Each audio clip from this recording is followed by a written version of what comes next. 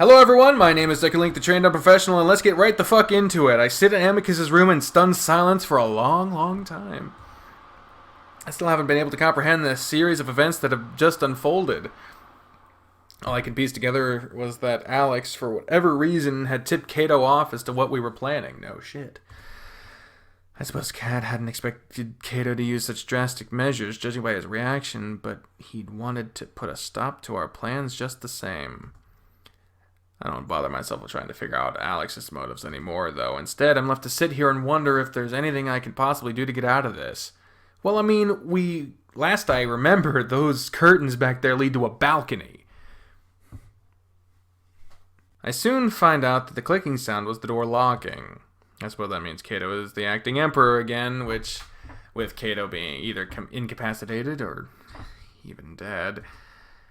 I ask Calm about Cassius's health, but he only tells me that the information is not available to him.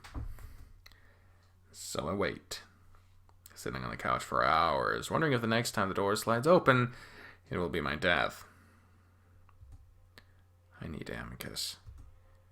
These thoughts become too much for me, and I have to get up and walk around, trying hard not to hyperventilate. Maybe Neferu will be able to do something. He's fucked. He's fubbernucked. They've definitely locked his ass up by now.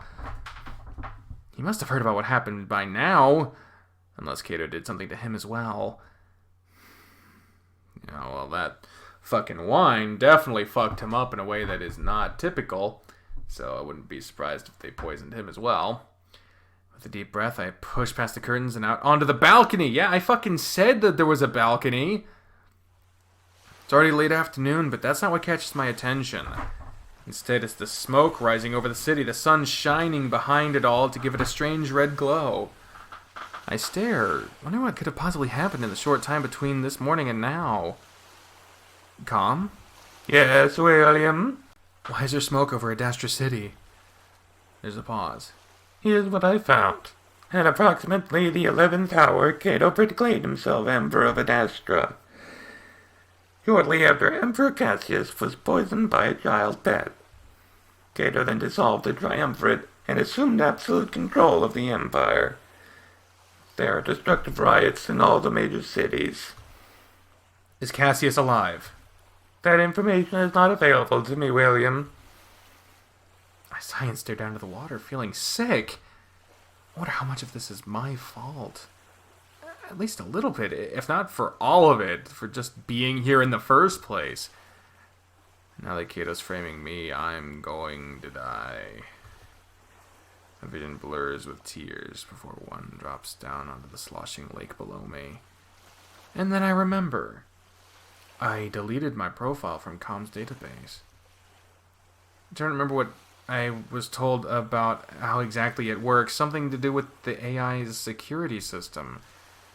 Well, he might be able to deduce what room I'm in based on my voice. He should be blind to my exact location. That would mean leaving the boundaries of the palace shouldn't alert anything. Maybe if I experimentally stick an arm over the railing, then a leg. Before I know it, I'm on the other side of the balcony, the lake sloshing below me. I think about what I can do. I could swim for the shore, make a run for Adastra City, and maybe find someone to help me. Maybe one of those contacts that Neferu and Virginia keep talking about.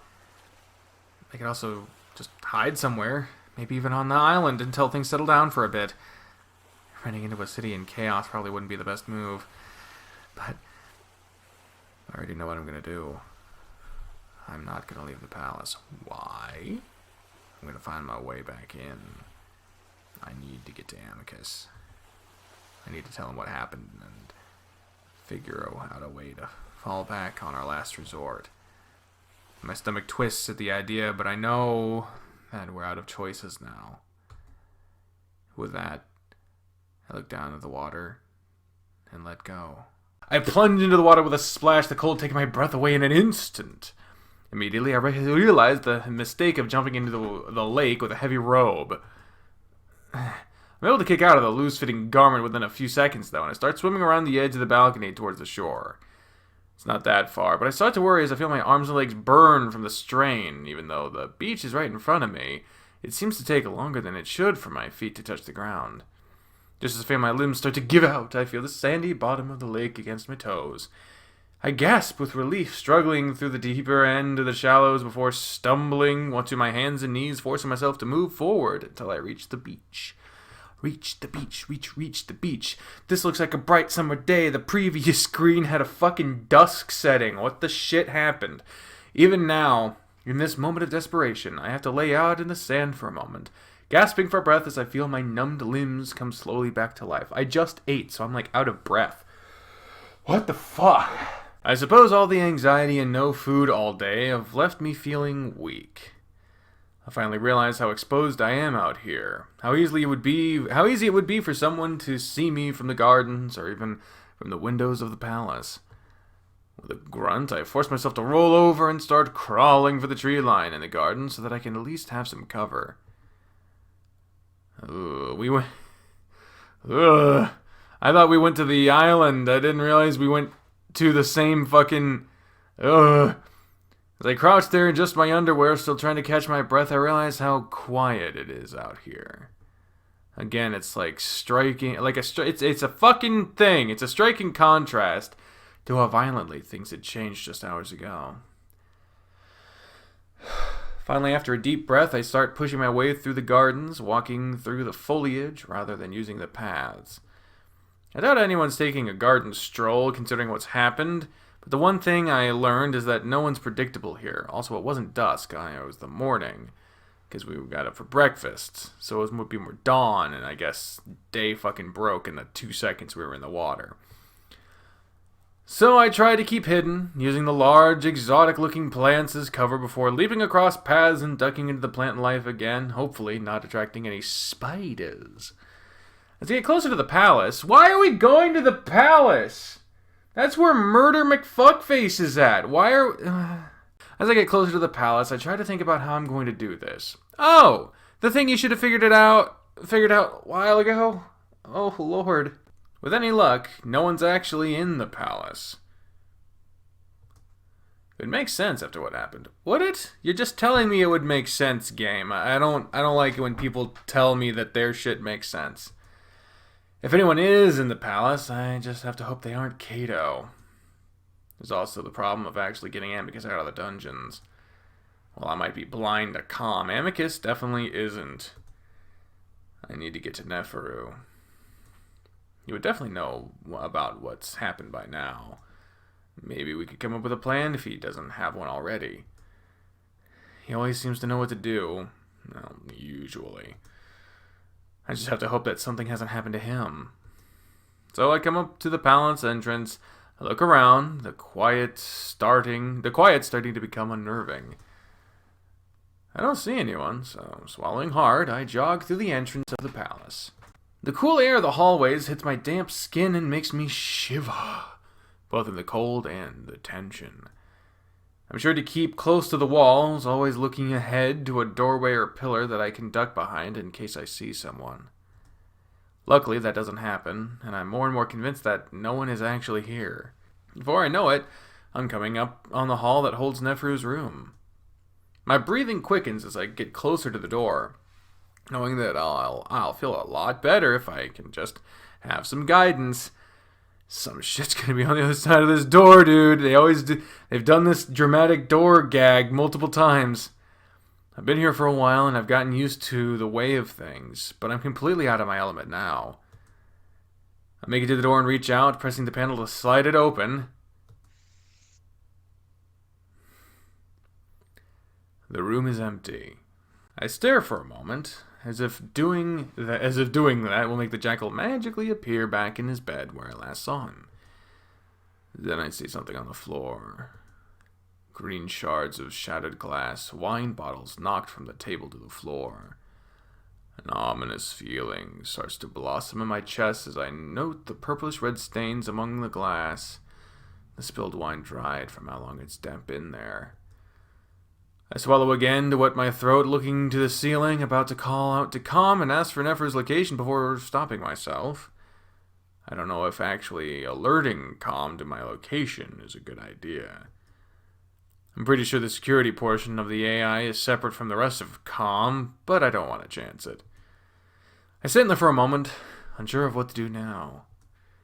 I could go around the palace looking for the jackal. He could be anywhere, really. But seeing the glass, knowing what's happened, I'm just denying what's obvious here. I just have to hope he's okay, wherever he's been taken. I lean against the frame of the door for a moment, trying to think of what to do next. I could look for Virginia, but I have no idea where her room might be. Besides, if the state of Neferu's room is anything to go by, I wouldn't be surprised if she's been taken somewhere against her will as well. Cato probably knows everything about what we're planning. There's really no other choice but to go into the dungeons, tell Amicus about what's happened, then maybe he'll know what to do. Just as I'm turning back to go out into the hall, though, I hear footsteps. I quickly draw back into the room, reaching up to the panel to shut the door again, because that sound wouldn't be suspicious or audible at all. Before I do, though, I hear something else. The sound of muttering in a very familiar voice. I linger just inside the room, listening as the voice draws closer. Oh dear, oh Kellen, this is too much! I grit my teeth listening as the cat comes closer, sounding like he's alone. I suddenly make up my mind as to what I'm going to do next. I'm going to be killed. I'm going to be killed. What was I thinking? At that moment, the cat passes the doorway. He's got his paws up to the side of his face, too busy staring at the ground to even notice me. He's close enough that all I have to do is reach out and grab him by the straps of his robe before yanking him into the room as hard as I can. Immediately, the cat shrieks, the sound bending comically with the force of my tug. I swing it around and toward the middle of the room before turning around to quickly shut the door. Alex is still yelling as he tumbles to the ground, rolling several times before coming to a stop next to the shattered bottles. He curls up there, covering his face as he cowers on the ground. Wait! I'm sorry for whatever it is I did! The cat continues to grovel before finally peeking through his paws to look up at me. He goes quiet, though he remains fetal, as it's deciding if he should still be scared or not. Suddenly, he seems to make up his mind and quickly stands, brushing off imaginary dust as he fixes his face into one of bland disinterest. Oh, William. I thought you might be someone else. My apologies. I glare. What reason did you have for grabbing me so roughly?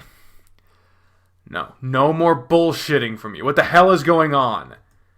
The cat finally stops fidgeting and faces me, though he doesn't make eye contact, staring at the door behind me instead. Well, I'm sure you already know that, don't you? I'm surprised Cato let you out, to be honest. Something like Alex's demeanor, not only the way he's acting now, but the way he's been acting for the past month, gets it to me at that moment. I step forward suddenly, and though I want to hit him, I settle for just giving him a hard shove in the chest that sends him stumbling back with a noisy slapping of his sandals to the stone floor. What the fuck, Alex? He windmills his arms, trying to catch his balance, and when he finally does, he brings his paws up to his chest, his ears pinned back, his claws unsheathed. I don't know if Alex is any good at fighting, but I'd rather not get raked by those things, so I hold off giving him another shove. Besides, he's looking scared again, staring at me wide-eyed. Don't touch me! I grit my teeth, forcing myself not to do it again. Then tell me what it is you're doing. Why did you do this? What? This time I step forward and raise my fist threateningly, and immediately the cat covers his face, cowering. I realize then that Alex probably doesn't have any fighting skills at all. Or he's an actor. Like he's been doing the whole time. But he actually might be a coward rather than just pretending to be one. This realization cools my desire to really hurt the cat, which is exactly what he would want you to do. Instead, I just wait again until Alex lowers his paw, looking at me with fear. I guess that's a good thing. Amicus had told me in the past that the few sapient primates in the Galaxias are really only known for a few things. One being that they can't swim, that's racist, and the other being their incredible strength. I suppose it's a good reputation to have, even if it's not true for humans. But Alex wouldn't know that. I take another threatening step forward. Tell me! Alright! I'm surprised by the cat's sudden exclamation. His eyes screwed shut as he raises his paws to his head for tugging at it in distress. I'll tell you whatever it is you want if you just leave me alone! I'm tired of this goddamn palace and psychopathic wolves and half-developed children! I ignore that jab at me, staring at the cat, waiting.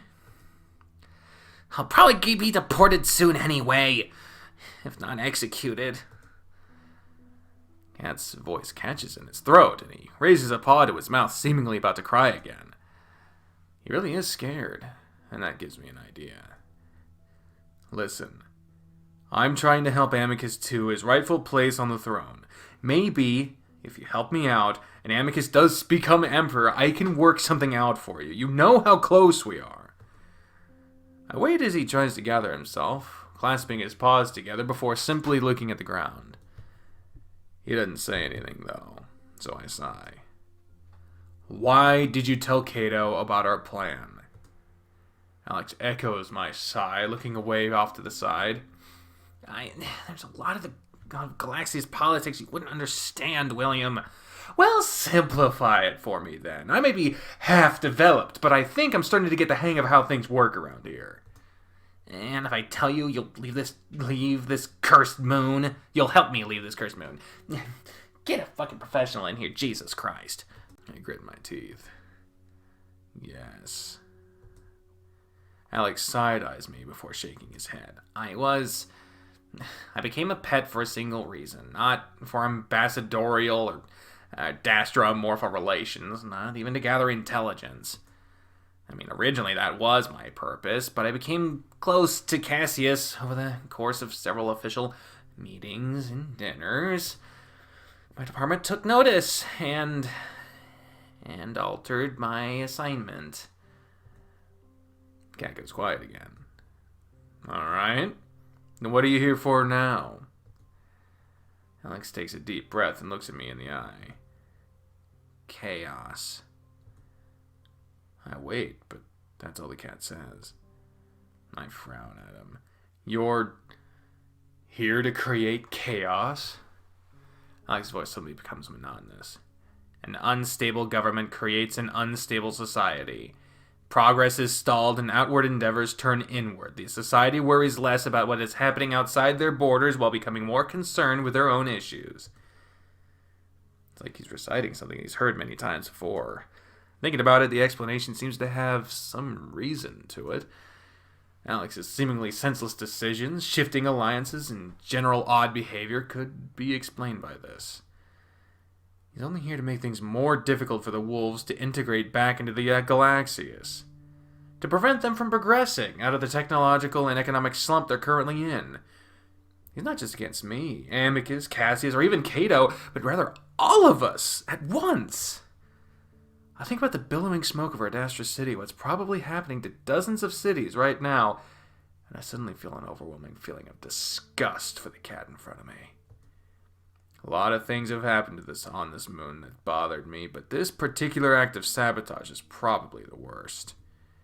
Just something about how careless it is. Not knowing what will even happen. That it will hurt, not just that it will hurt the Empire, the people. Alex sees the look on my face and quickly takes a step back, looking away. I understand that it may seem harsh, but it's my duty as to Amorpha and the Galaxies as a whole to keep us safe from Adastra. If you knew the history, I assume you started the rumors about the Triumvirates, then pinned it on me. I may have started the rumors, but I never implicated you. But you knew that would happen. Alex opened his mouth and shuts it, looking away again. And after I woke up in the gardens, told you about the doctor, you probably told Cato about our relationship then, too. Alex frowns deeply, taking another step back, looking almost like a child that got caught doing something wrong. I feel my face grow hot, not really confident anymore that I'll be able to hold myself back from caving this cat's face in. Maybe later. But this isn't important right now. Even if this creature in front of me is responsible for half my troubles, if not all of them, Where is Neferu? Or Virginia? Alex looked surprised for a moment, and a sudden shift in conversation. Well, Virginia is to be married to Cato later today. Whoa! Okay. My stomach lurches at that. Before I can even start to comprehend what that means, Alex goes on. As for Neferu, well, you don't know. I've been locked in Amicus's room all day. I don't know anything. Ah, well, Neferu is scheduled to be executed, I think. I stare. What, when? I'm not completely sure. I woke up alone in the dining room and saw it on the news channels. No, when is he being executed? I don't know. It was going to be sometime today. But it hasn't happened yet, right? I don't know. Calm! I cut Alex off, not caring anymore about alerting Calm to my location. Yes, William. Has Neferu been executed? There's a pause. For a moment, all I can hear is my heartbeat hammering in my ears, and for a surreal moment, I feel like I'm going to pass out, and I have to square my stance to make sure I don't go falling over. The pause seems longer than normal, like Calm is having trouble finding the information that I asked for, and then... Here's what I found. The execution of Neferu, Neferu's second son, is to take place in the Royal Amphitheater on the 14th hour for crimes of espionage and conspiracy to murder. Fuck. Emperor Cassius. Shit. Oh, fuck. The execution will be broadcast live on public. How much time until the 14th hour? 14 minutes and 31 seconds. Shit! What the hell am I supposed to do? That's not enough time at all. Even if I can get to Amicus, I can't get him out in time before... The cat... Oh, this is the monitor! The monitor, monitor, fucking Deus Ex, fuck it, whatever. The cat. I turn my eyes on Alex, and he immediately backs away again, trembling. Can you get Hannah? Well, fucking can you? Can you get Amicus out of the dungeons? In that moment, I almost slap him, but I stubbornly force my shaking hands to stay at my sides. Can you fucking get him out or not? I think so. Cassius gave me almost unlimited access to comm security. My heart leaps in my chest. Then let's go down there and get him the hell out! I turn to the door, but notice Alex is still frozen in the same place. The look in my face makes him cringe again. Yes, but you won't let him imprison or execute me if I do.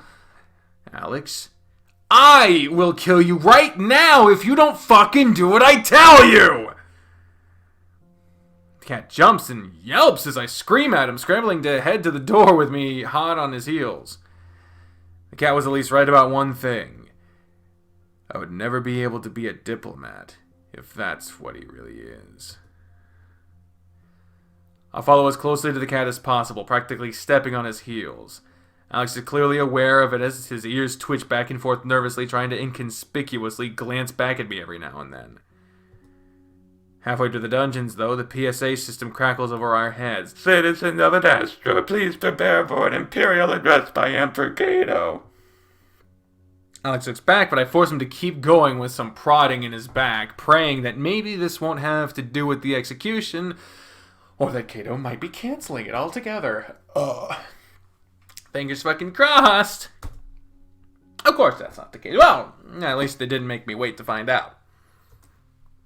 Citizens, it is a momentous day in the long history of our glorious moon. I shove at Alex's back again. Just run. Alex does as he's told, though it's not as fast as I'd like to go. After 10,000 years, we're finally choosing our own path. We are taking control of our destiny. I'm beginning to realize that after waiting for so long, unsure of my own destiny might be, it's going to be decided today, no matter what the outcome might be.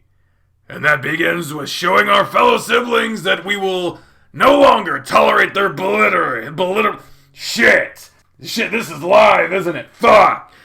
Their belittling, their false sense of superiority, their arrogance. Alex and I come up under the door that leads down to the dungeon, and the cat awkwardly starts climbing down the ladder, having a great deal of trouble with his robes. And we especially will not tolerate spies, which I have kneeling before me as I speak. Hurry! I yell at the cat as I start sliding down the ladder myself, almost knocking him off as we reach the ground at almost the same time.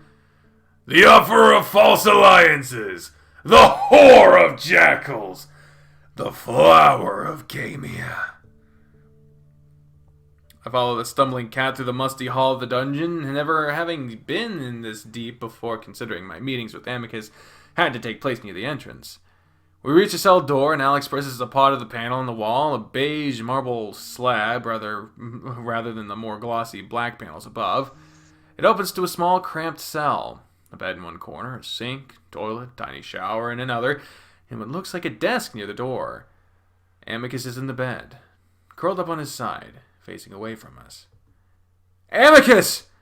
I shove, sending him smack face first against the door frame with a yelp.